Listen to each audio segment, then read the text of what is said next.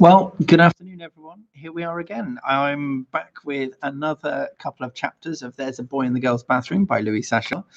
And yeah, here we go. Just before I begin, though, I will give a shout out to Anna. Hi, Anna. I know you've been listening. So here's the next chapter.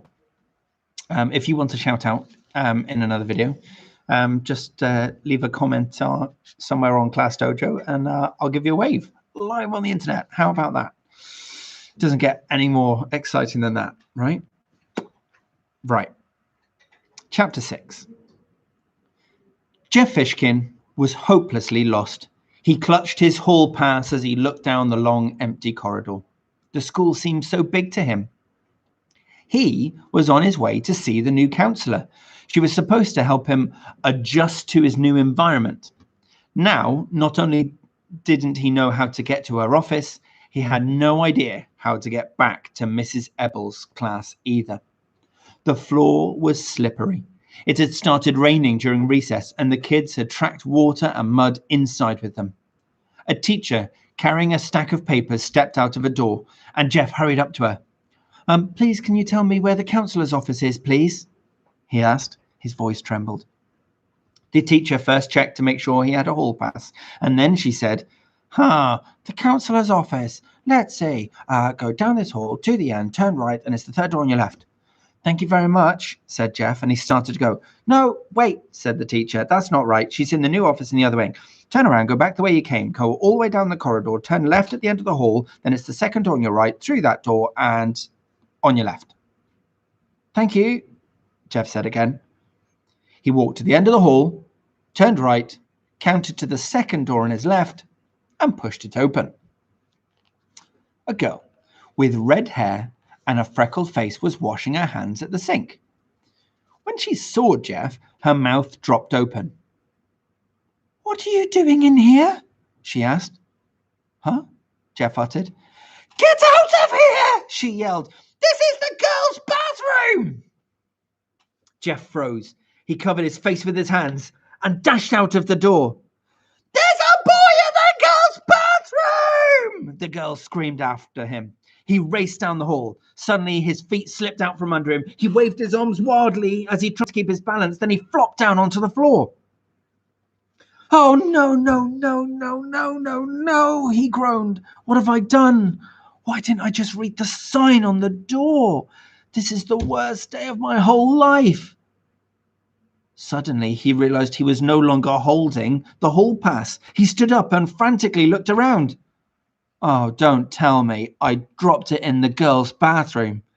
He heard someone coming and hurried off in the opposite direction.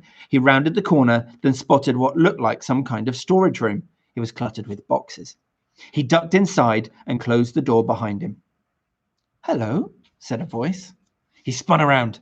A woman stepped down off a yellow ladder. You must be Jeff, she said. I'm Carla Davis. She smiled and held out her hand. I'm so glad you've come. I was afraid you might get lost. Chapter 7. Jeff sat down at the round table. The counselor sat across from him.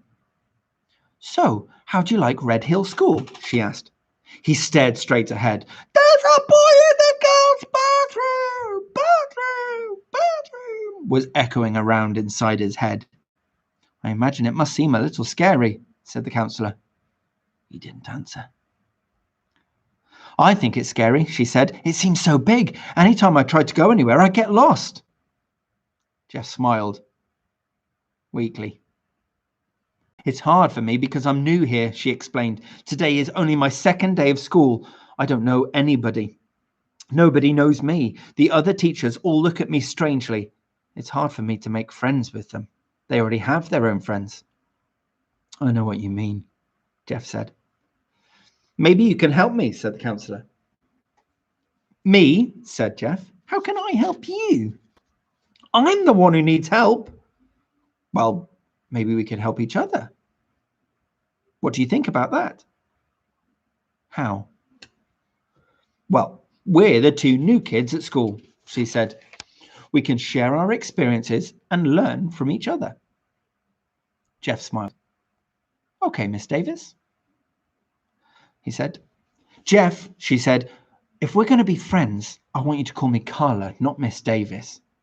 He laughed. Do you think Carla is a funny name? Oh, no, I never called a teacher by her first name, that's all. But we're friends. Friends don't call each other Miss Davis and Mr. Fishkin, do they? Jeff laughed again. No, he said, and then he frowned. The kids in my class call me Fish Face. Have you made any friends? Asked Carla. I sort of made one friend, said Jeff, but I don't like him. How can he be your friend if you don't like him? Nobody likes him. At first, I felt sorry for him because no one wanted to sit next to him. Mrs. Ebble said it right out loud in front of the whole class. Nobody likes sitting there, she said. It was like he wasn't even there. It's bad enough when a kid says something like that, but a teacher? It must have hurt his feelings, said Carla. No, he just smiled. I think he might have been smiling on the outside, but you really think he was smiling on the inside? I don't know. I guess not. I guess that's why I tried to be friends with him. I told him I liked sitting next to him, but then he said, give me $1 or I'll spit on you. What did you do? Well, I gave him $1. I didn't want him to spit on me, but then later he said, I'll give you $1 if you'll be my friend. So I took it. It was my $1. So does that mean I have to be his friend, even though I just broke even? What do you think friendship is? Carla asked him. I don't know. I mean, I know what it is, but I can't explain it. Is it something that you can buy and sell? Can you go to the store, get a pint of milk, a dozen eggs, and a friend? Jeff laughed. No. So does that mean I don't have to be friends with him? I won't tell you what to do, said Carla. All I can do is help you to think for yourself. I don't even know if Bradley wants to be my friend, said Jeff. Today, at recess, we hung around together, but we didn't do anything. He acted like I wasn't there.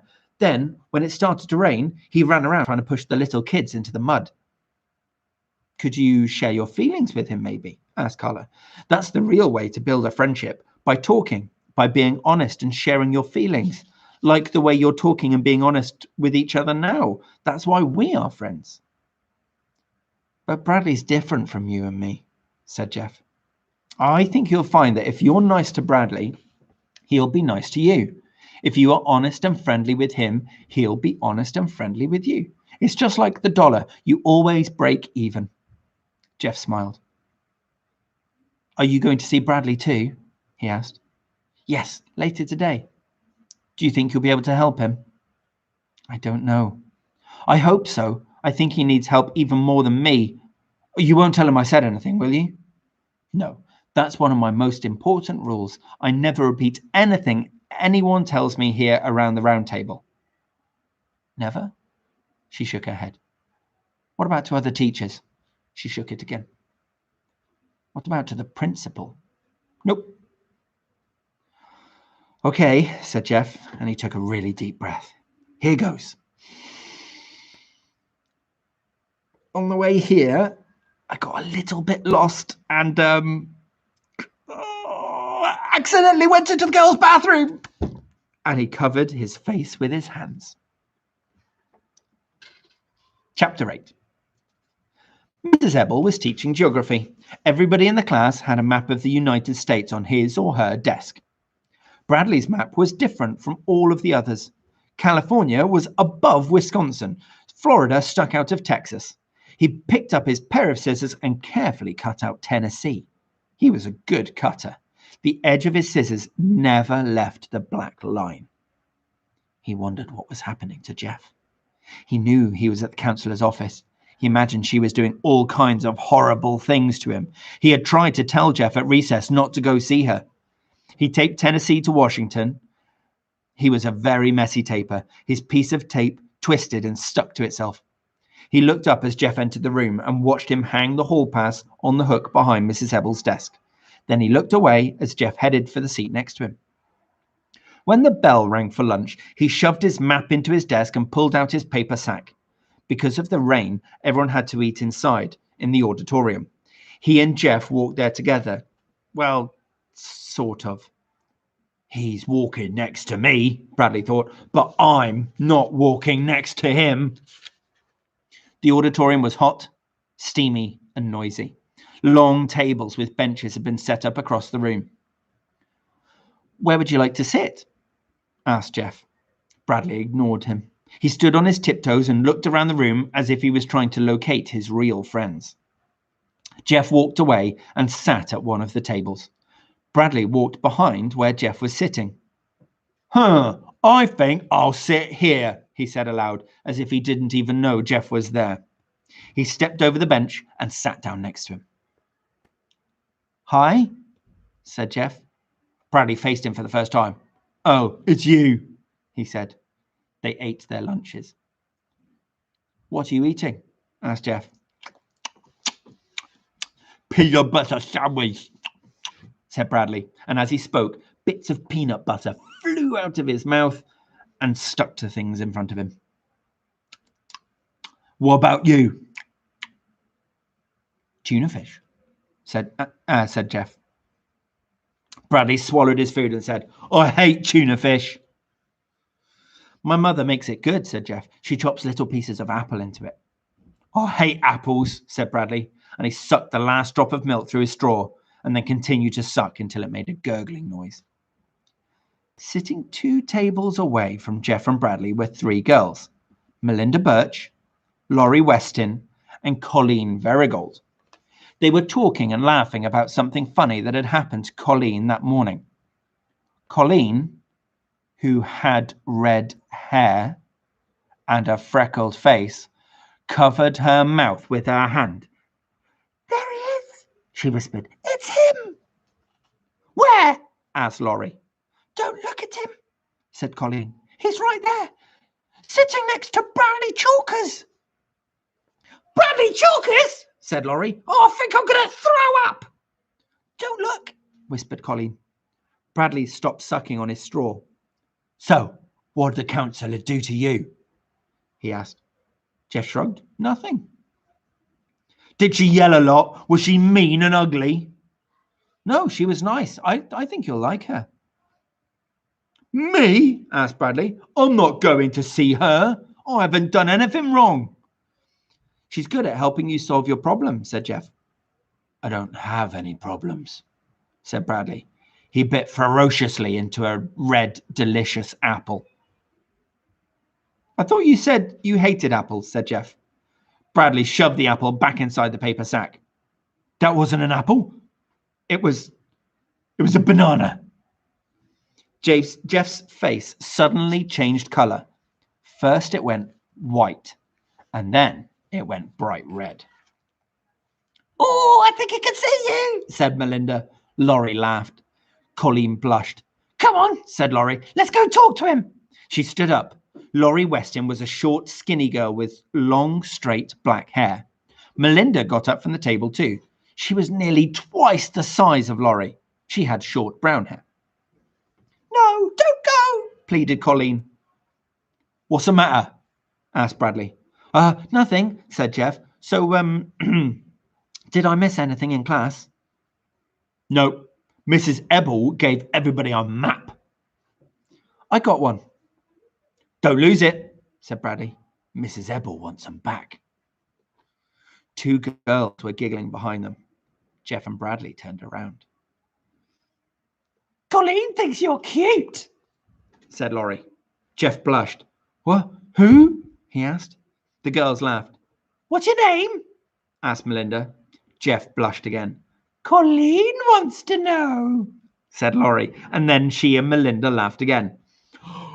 He doesn't have a name, said Bradley, coming to Jeff's rescue. He hated Laurie. She had the biggest mouth in the whole school, and she was always laughing too. He could hear her laugh from one end of the school to the other. Ew, Bradley Chalkers, said Laurie, holding her nose. Laurie Loudmouth, said Bradley. We're not talking to you, Bradley, said Melinda. Get out of here, I'll punch your face in, he replied. You wouldn't hit a girl, said Melinda. That's what you think, and he shook his fist at her. Melinda and Laurie backed away. We only wanted to know his name, said Melinda. And what he was doing in the girls' bathroom, screeched Laurie. The two girls laughed and ran back to Colleen. Bradley slowly turned and looked at Jeff. Amazed. Jeff sat with his head on the table and his arms over his head. You went into the girls' bathroom? Bradley asked. So what? Said Jeff from under his elbow. Carla says, me too, declared Bradley. I go in there all the time. I like to make them scream. And he smiled at Jeff. And chapter 9 is where we'll pick up next time round. I hope you've all enjoyed the next section of There's a Boy in the Girls' Bathroom by Louis Sachar, and I look forward to seeing you again soon. Goodbye, everyone. Thanks for joining us.